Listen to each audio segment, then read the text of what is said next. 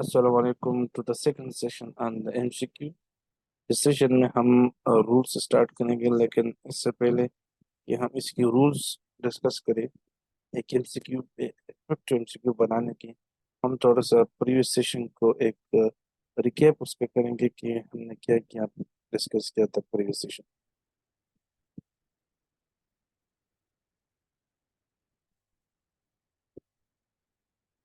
तो हमने डिस्कस किया था previously that what are the different types of MCQ and what is the anatomy of MCQ. हमने manner pyramid पर बात की थी and after that we discuss the different types of MCQ, the A type and the R type. We also discuss the true false question and the two type, the standard true false question and the K type or complex true false question. We discuss the advantages and disadvantages, the strength and weakness of MCQ, and then we discuss the anatomy, two types in context free and context rich question.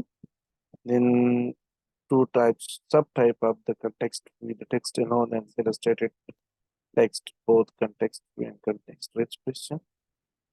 Then we discuss the EMQ, the R type MQ in RP with this example.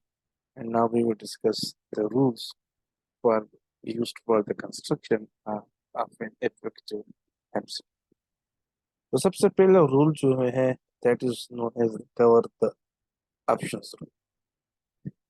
Cover the option rule का मतलब ये है कि MCQs ऐसा होना चाहिए कि अगर एक उस एमसीक्यू को रीड करने के बाद जो लीड इन क्वेश्चन है उसमें नीचे अगर ऑप्शन ना भी हो और किसी ने इसको स्टडी किया है तो the person will be able to answer the question, यानी there may be no need of the option.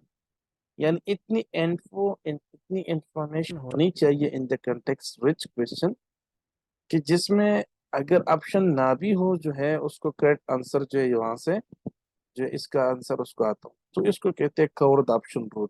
तो एक तो तरीकेकार ये है कि जब हम एमसीक्यू बनाते हैं तो सबसे पहले we have to make the option option बनाने के जो होमोजेनस ऑप्शन है उसके बाद जो हमने उसके लिए कोई सिनेरियो या कोई यूनिट इस तरह बनानी है।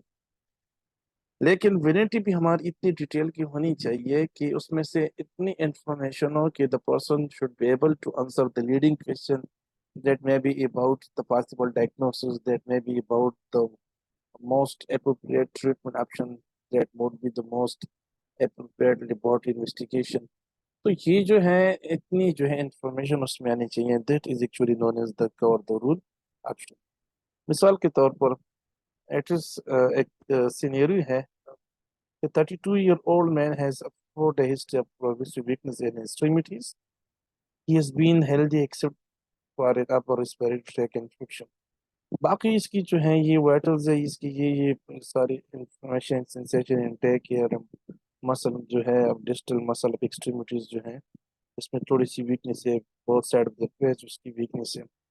अब इतने सारे इंफॉर्मेशन के बाद जो है अगर हम इन ऑप्शन को ब्लॉक भी करें यानी there should be no option, फिर भी जो है इसके बेस पर the person will be able to answer the question what is the most likely diagnosis. तो ये जो है इसको कहते हैं कवर द रूल। और एक और भी ये है कि हमने यहाँ पे लिखने हैं मोस्ट लाइकली डायग्नोसिस, हमने लिखना है कि व्हाट इज द मोस्ट या द पॉसिबल डायग्नोसिस।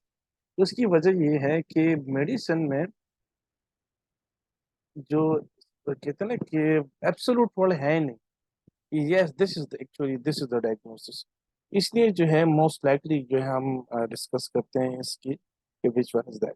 तो पहला रूल ये है कि हमने इतनी information specifically we are constructing a विनिटी या कंटेस्ट रिच क्वेश्चन जिसमें इतने इन्फो हों कि वो स्टूडेंट है तो ऑप्शन बगैर भी उसको जो है अगर उसने उसको स्टडी किया हुआ है तो इसको जो है उसको आंसर आता।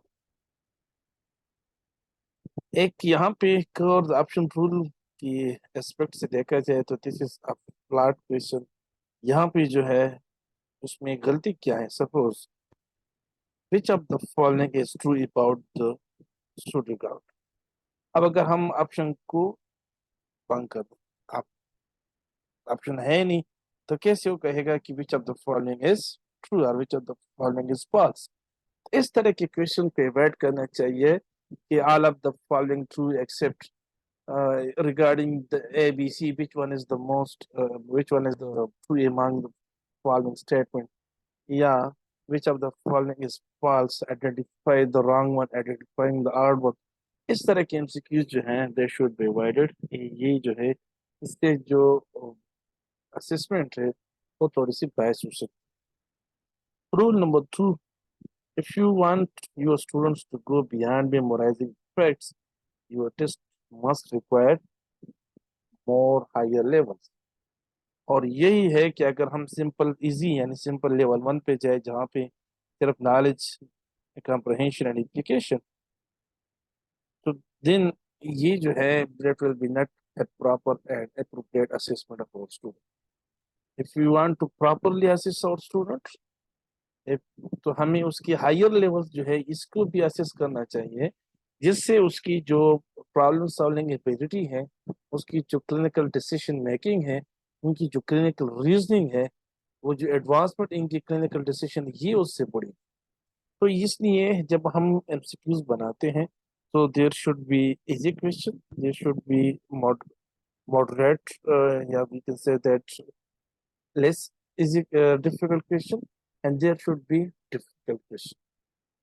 तो हमने जो है बना दी। सेकेंडली हमने कुछ क्वेश्चंस को कंटेक्स्ट फ्री करना है, कुछ को कंटेक्स्ट रिच करना है। अब कौन से क्वेश्चन जो हैं ये they would be context free, कौन से कंटेक्स्ट रिच।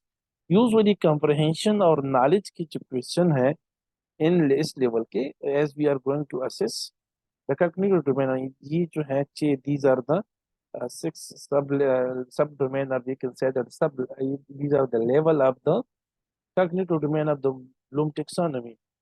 तो इन कंप्रहेंशन और नॉलेज को अगर एमसीक्यूज हम इस लेवल के बनाते हैं, लेवल 1 एंड 2, C1 और C2 की, तो फिर there may be the context free. लेकिन अगर हम synthesis analysis application, specifically the synthesis and analysis की क्वेश्चन बना रहे हैं, तो then there should be context rich question. जैसे यहाँ पे अगर आप देखें इस what which of the following is true about the pseudo gout। अब pseudo gout it is a clinical condition. इसको अंडरस्टैंड करने के लिए, इसको इसकी मैनेजमेंट, उसकी थ्योरीज को समझने के लिए there should be context rich question. तो एक तो फ्लॉ यहाँ पे ये है। एक और द ऑप्शन रूल एस्पेक्ट से इसकी secondly that is not a context rich question. अब how to develop better multiple choice question. Suppose यहाँ पे हम कुछ एग्जांपल देंगे। एक क्वेश्चन है कि what are the sign and symptoms of multiple sclerosis. ये गलत है। क्यों गलत है? इसका अल्टरनेटिव यानी बेस्ट किस तरह होना चाहिए?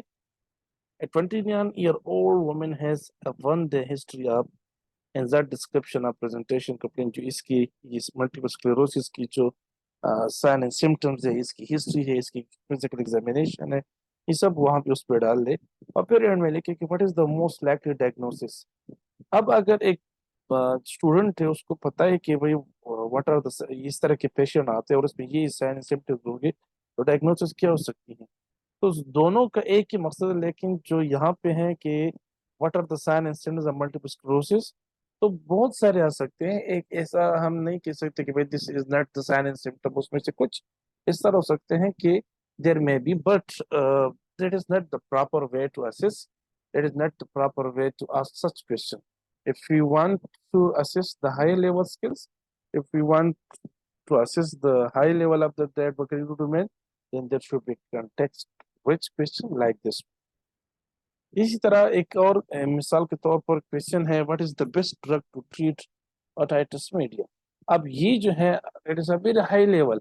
इसमें से हम जो है इसकी सिंथेसिस की, which is actually the last जो उसमें आती है, सेकंड लास्ट में आती है, तो वहां पे अगर आप देखिए इसकी मैनेजमेंट फॉर्मुलेशन इसमें आ जाती है।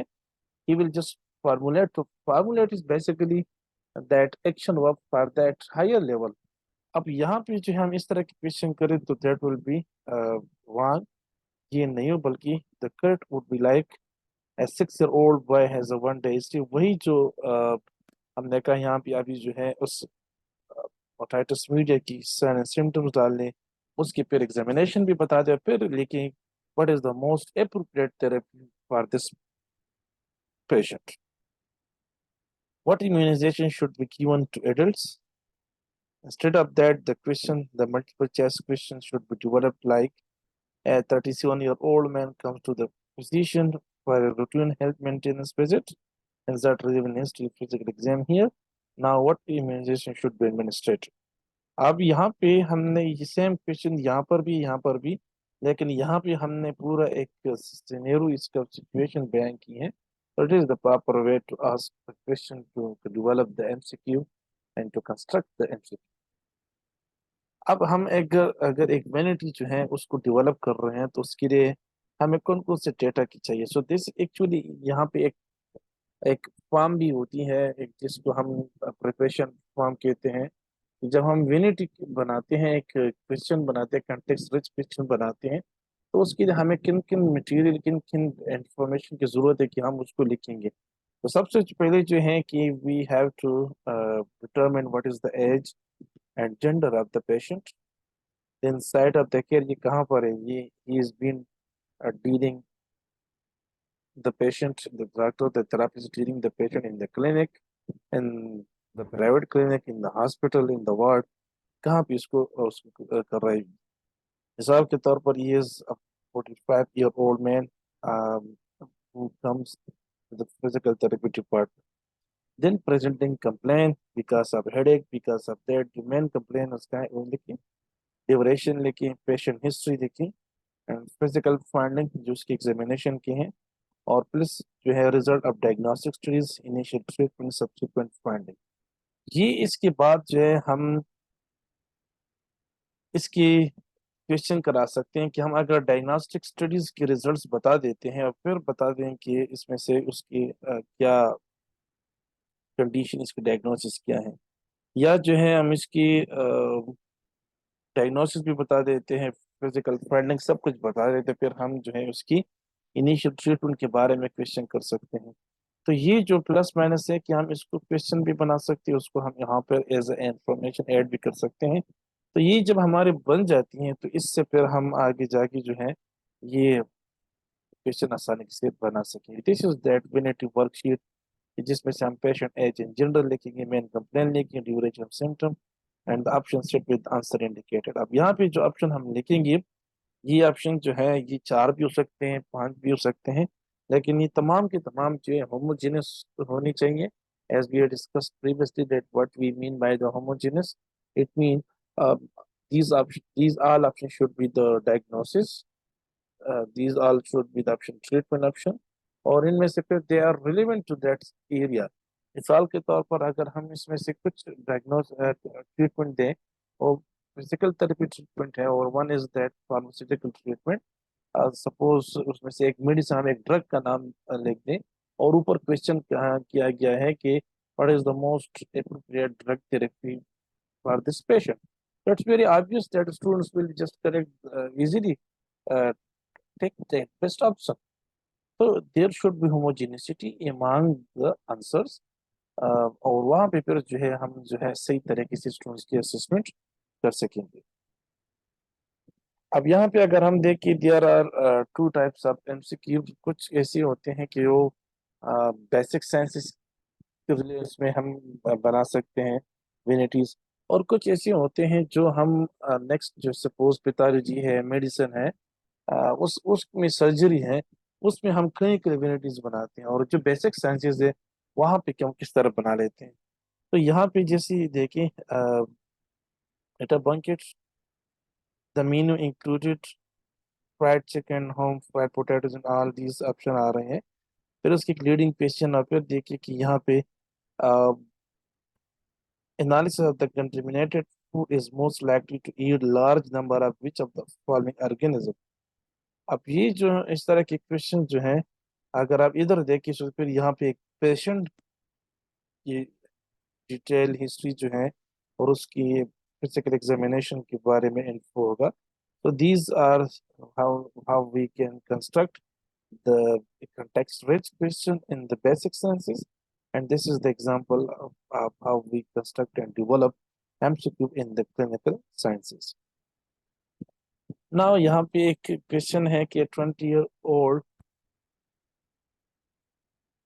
male soccer player present in a physical therapy clinic with a grade 2 right ankle sprain. Upon evaluation, what are the characteristics of a grade 2 ankle sprain? अब यहाँ पे जो है एक दिस इज दो जो यहाँ पे गलती हम कर रहे हैं, और वो की गलती क्या है?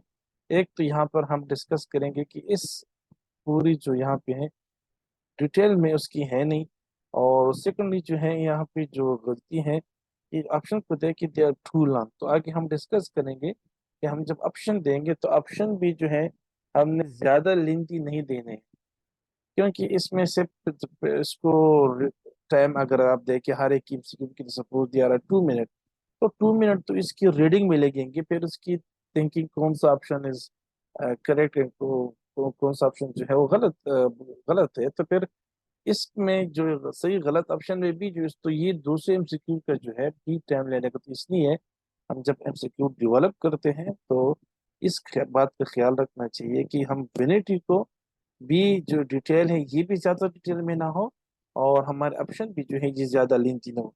जिस तरह यहाँ पे हमने प्रीवियस स्लाइड्स में हमने एक विनिटी डिस्कस किया था, एमसीक्यू डिस्कस किया था, और उसमें देखे so there there was too much detail just this one.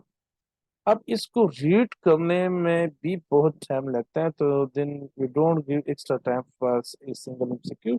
So therefore, when we are constructing, we are developing MCQ, so we should keep this in our mind that how much time is for a single MCQ, and on the basis of that time, we have to develop the MCQ. अच्छा, तो ये करने के बाद जो है हम जाएंगे towards the this is another question. अब यहाँ पे देखिए डिटेल भी इतनी ज्यादा नहीं है, एंड ऑप्शन जो है दे आर प्रेजेंट, और यहाँ पे अगर आप देखिए ये सारे ऑप्शन जो है, इफ भी जो डीडीके है या जो डिसआर्थिया है या डिसमेट्रिया है, टेक्सिया है, all these are the lesions of the cerebellum. तो यहाँ पे पेशेंट जो स्टूडेंट है वो फिर उसको जब उसकी सही नॉलेज है, उसकी सही जो यहाँ पर अंडरस्टैंडिंग है, तो वो जो है यहाँ से सेलेक्ट कर सकेगा। तो now this is homogeneity, all these option are homogenic. इस तरह की ये क्लिनिकल सिनेरियो हो सकती है क्लिनिकल सेंसेस से कि which are the following would be the most appropriate for her condition. तो ये ट्रीटमेंट है, मुख्तलिफ ट्रीटमेंट ऑप्शन है, टेंस है, एफएस है, एसडब्ल्यूटी है, एनएफसी है, these all are the physical therapy treatment options. तो इस पेशेंट के लिए जिनको ऑलरेडी एक स्ट्रोक हुआ है, उस स्ट्रोक में उनके लिए उसकी फिजिकल तक observe that the humeral head is inferiorly displaced. तो ये क्लिनिकल रीजनिंग जो है, इस पे आप इसको नॉलेज इनको होनी चाहिए कि what are the indication and contraindication of the TENS, the FS, the SWT and IFC. अब आते हैं towards the pathology of the MCQs के एमसीक्यू में क्या क्या मसले हो सकती हैं और इसको हल किस तरह करेंगे। अब जितनी भी ये पैथोलॉजीज हैं, इसको हम ब्रॉडली टू कैटेगरीज में डिवाइड करते हैं। One is known as the content under presentation, एक कैटेगरी ये है, एंड दूसरी कैटेगरी जो है दिस इज द डोमेन और द कंस्ट्रक्ट इररिलेवेंस वेरिएंस, जिसको हम सीआईवी भी कहते हैं। अब पहला जो पैथोलॉजी है वो ये है कि अगर हम जो टेस्ट हमने बनाया हुआ है वहाँ पे सपोज उसकी कुरिकुलम में दिया आर 12 चैप्टर्स, और हमने जो एमसीक्यूज दिए हैं they are only from the 3 और 2 चैप्टर्स, तो सही तरीके से रिप्रेजेंटेशन नहीं है, enough sampling of the content यहाँ पे नहीं है। तो ये एक बहुत बड़ी पैथोलॉजी है, और अक्सर ये होता है कि सपोज यहाँ पे 2-3 यूनिट से हम या सपोज एनाटॉमी की बात कर लें कि अपर लिम्ब एनाटॉमी है एंड थोरेसिक एनाटॉमी है, और उसमें से 70 एमसीक्यूज, और 70 एमसीक्यूज में से जो 60 या 50 प्लस एमसीक्यूज जो है ये अपर लिम्ब से आते हैं, और 10-15 एमसीक्यूज जो है ये थोरेक्स से आते हैं। तो अब थोरेक्स कि ये जो है, ये पेपर जो है, ये टेस्ट जो है, this is content under representation. यानी यहाँ पे होनी तो ये चाहिए कि there should be equal representation for both the reason. And यहाँ पे ये भी हो सकता है कि सपोज ये जो 50 MCQ आए हैं, या 55 50 60 MCQ आए हैं अपर लिम के, उसमें से मोस्टली जो है उसमें से 30 35 MCQ सिर्फ शोल्डर के हैं। तो फिर भी जो है ये कंटेंट अंडर रिप्रेजेंटेशन है।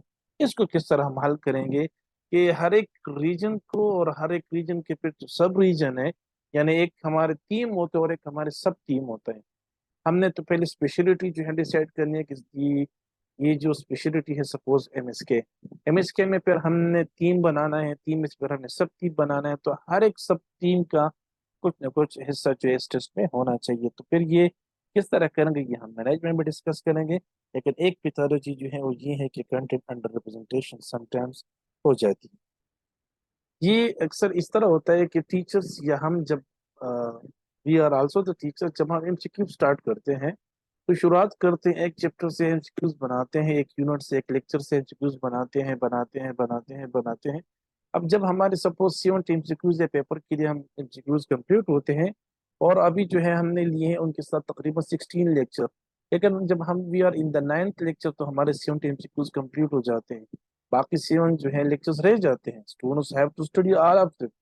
तो यहाँ पे जो उसकी असेसमेंट है वो ये फिर बायस होगी, ये प्रॉपर असेसमेंट नहीं होगी। तो इसको हम कहते हैं कंटेंट अंडर रिप्रेजेंटेशन और द सी। सेकंड जो है कंस्ट्रक्ट इररिलेवेंस वेरिएंस का, यह है कि presence of variables that systematically interfere with the ability to meaningfully interpret score और रेट। यानी जिसकी अगर हम कहें कि उसकी जो स्कोर और रेटिंग है, वो उसकी जो मीनिंगफुल है, उसकी इंटरप्रिटेशन जो है, ये वहां पर इस पे इंटरफेरेंस करे, यानी ऐसी वेरिएबल जो उसकी स्कोरिंग में इंटरफेरेंस करे। यानी कंटेंट तो सही है, लेकिन कंटेंट के बाद वाली जो इश्यूज है, इसमें उसकी थोड़ी सी इंटरप्रिटेशन, वो क्या क्या है उस पर भी हम अ, बात करेंगे नेक्स्ट स्लाइड्स। तो कंस्ट्रक्ट इररिलेवेंट वेरिएंस से मुराद ये है कि it is the introduction of the external uncontrolled variable that affect assessment outcome. यानी वैलिडिटी इसकी जो है वैलिड है, जो इसमें से प्रॉपर हर एक सब टीम का वहां पर पोर्शन है, तो कंस्ट्रक्ट अंडर रिप्रेजेंटेशन तो नहीं है। लेकिन somehow if there are some externals and uncontrolled variables, जो उसकी स्कोरिंग है, उसके इंटरप्रेट उसमें इंटरफेरेंस होगी, उसके असेसमेंट आउटकम जो है वो इफेक्ट करेगा। The meaningfulness and the accuracy of the examination result is adversely affected. The legitimacy of the decision made upon exam result is affected and the validity is reduced. यानी अगर हम कहेंगे कि इतने स्टूडेंट्स ने ज्यादा मार्क्स लिए हैं और ये सबसे लायक है, तो इस बात पर जो है एक क्वेश्चन रेज हो जाता है बिकॉज ऑफ दोज वेरिएबल्स, जिसकी वजह से ये जो रिजल्ट है ये बायस्ड हो जाता है। अब इसकी जो हम अगर इस डिटेल से बात करें कि इस जो CIV की जो सोर्सेज है वो क्या क्या है, तो सबसे पहले जो है ये पुअरली कंस्ट्रक्टेड एग्जामिनेशन क्वेश्चन। ये हम उधर से भी हमने डिस्कस किया कि अगर हम सारे एमसीक्यूज जो है ये इजी बनाए, तो पूरी क्लास जो है वो अच्छी मार्क्स ले लेंगी, अच्छी रेटिंग उसकी आएगी। अब यहाँ पे वो सब अंडर रिप्रेजेंटेशन की बात नहीं है, हर एक लेक्चर की हर एक सब टीम ने यहाँ पर उसका पोर्शन प्रेजेंट है, लेकिन तमाम के तमाम इजी क्वेश्चन है, सब अच्छे मार्क्स लेंगे। इसका मतलब क्या हुआ कि they all are good at that subject? No, that doesn't mean. या जो है इस टीचर ने उसको बहुत अच्छा पढ़ाया है, अगेन दैट डजंट मीन। ये जो रिजल्ट हम उससे लेंगे कि स्टूडेंट ने बहुत अच्छे मार्क्स लिए हैं, जिसकी वजह से इनको ये सब्जेक्ट पे अबूर हासिल है, ये सब्जेक्ट उनके लिए आसान है, टीचर ने इनके लिए अच्छा पढ़ाया है। ये तमाम डिसीजन जो हैं ये इस पर क्वेश्चन मार्क आ जाते हैं। These are based on the result, but result जो है उस पे वेरिएबल कौन सा है कि जो क्वेश्चन बनाए गए थे दैट वर टू इजी। ये इसके हम अपोजिट ले ले कि suppose all of the question they are too difficult, बहुत मुश्किल जो है बनाने, उसके लेवल से ऊपर बनाए गए हैं।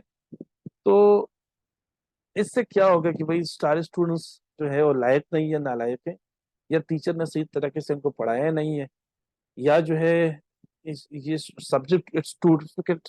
ये तमाम क्वेश्चन की जो आंसर हम देंगे वो गलत है, रियलिटी कुछ और होगी।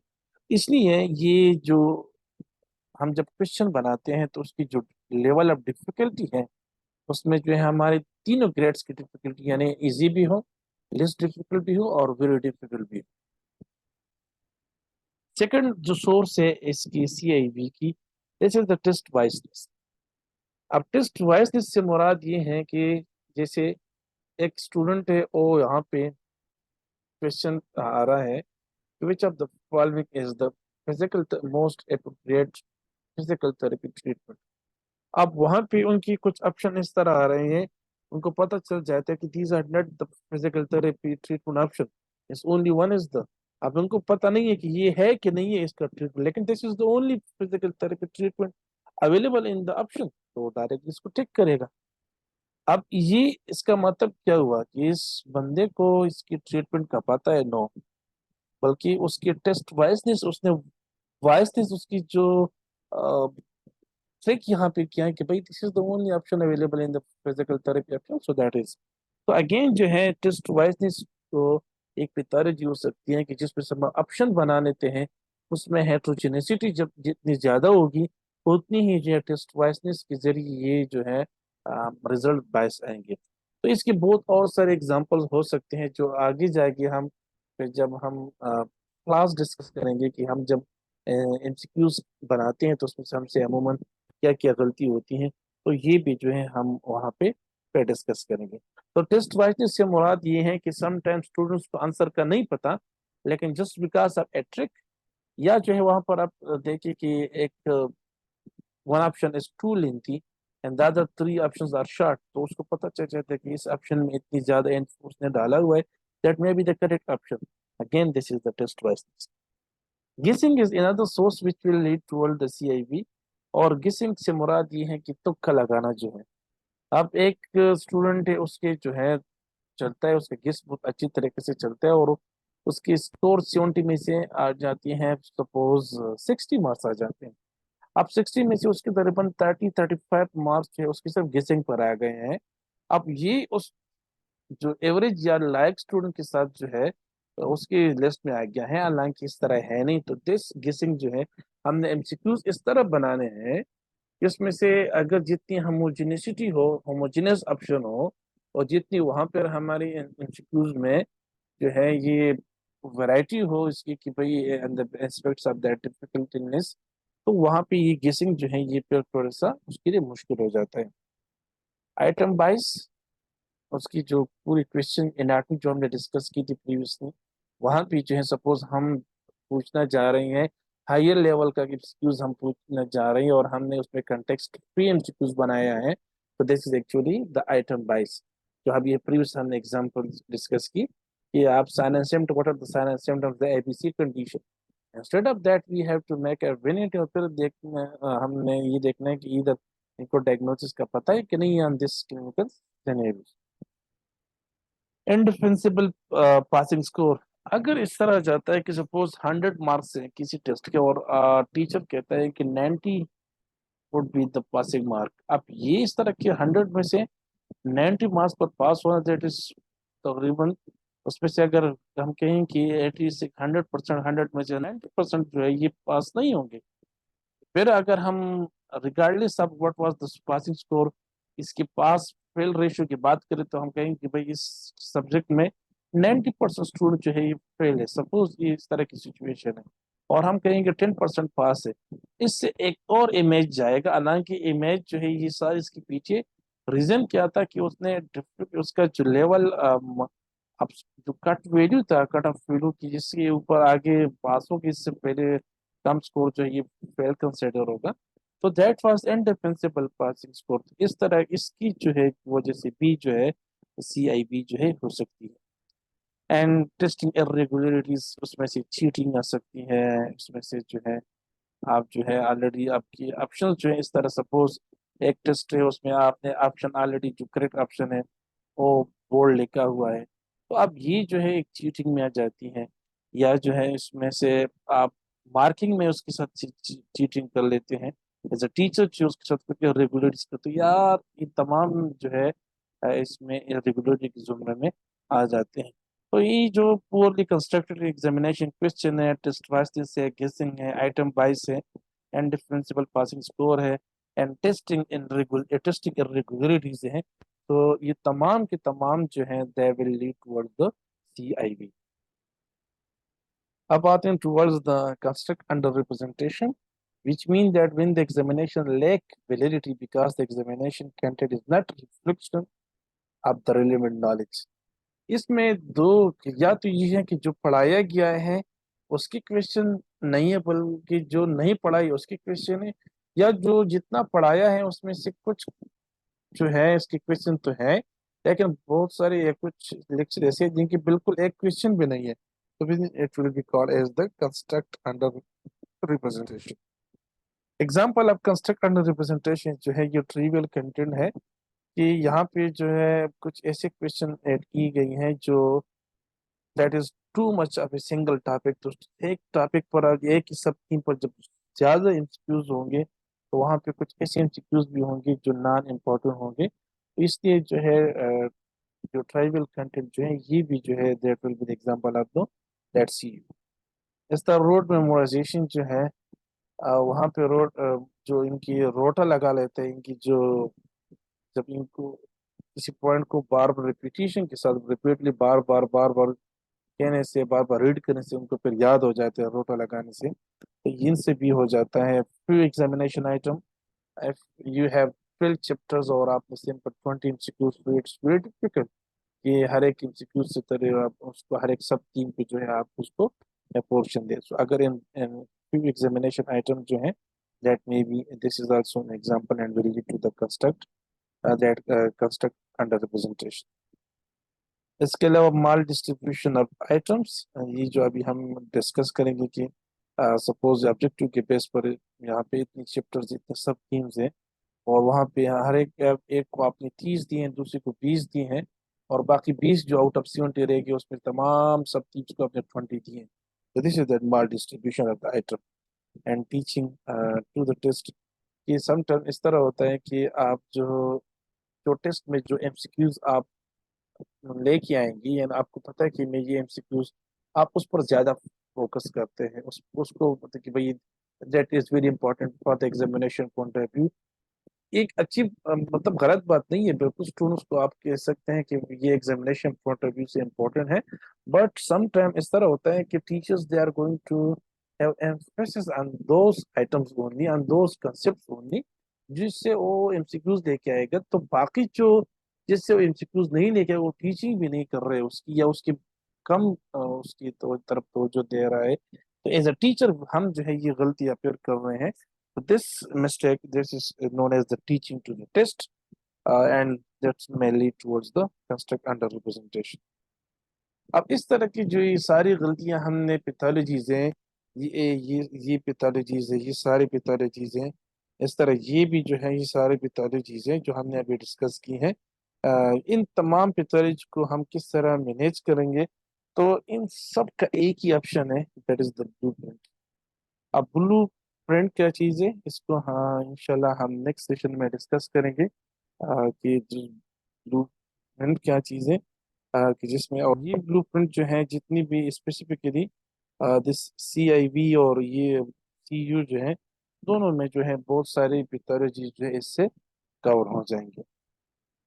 मैंने ये ब्लूप्रिंट के अलावा जो रूल्स हमने डिस्कस किए हैं, रूल्स को हम उसको भी देखते हुए भी, या जो अभी हमने डिस्कस किया कि एनाटमी है जो उसकी एनाटमी को उसको में भी जो है देखते हुए हम जो है बहुत सारे तरीके को हल कर सकते हैं। ग्रामेटिकल मिस्टेक हमसे हो सकती हैं, या जो है इस तरह की हेट्रोजेनियस ऑप्शन हम देख सकते हैं। इन तमाम को अगर हम मद्देनजर रखते हुए तो फिर we can have that very effective and very proper constructed MCQ. तो जितनी हम आसान समझते हैं एमसीक्यू बनाना, तो अपनी तरफ से खुद से एमसीक्यू बनाना बहुत मुश्किल है, गलतियां होती रहती हैं, but we have to, we should try कि हम इसको कंट्रोल करें इस गलतियों को। जितनी हम ज़्यादा टाइम देंगे उतनी ही जो है गलतियां उसमें कम होगी। तो MCQ banana it's a time consuming process, and specifically जो है कॉन्टेक्स्ट रिच क्वेश्चन बनाना ये बहुत वक्त भी उसके लिए दरकार है, एंड टाइम के साथ साथ जो है इस टीचर को उस सब्जेक्ट की रेलेवेंसी की जो है होनी चाहिए, उसकी एक्सपर्ट होनी चाहिए, तब जाके जो है एक अच्छा एमसीक्यू जो है बना सके। तो इंशाल्लाह ब्लू प्रिंट को हम नेक्स्ट में डिस्कस करेंगे। और इसके अलावा जो है हम फिर देखी जाएंगे what is the common flaws which we have in during the construction during development of the MCQs. That was all about today. Thank you so much to all of you. Allah Hafiz.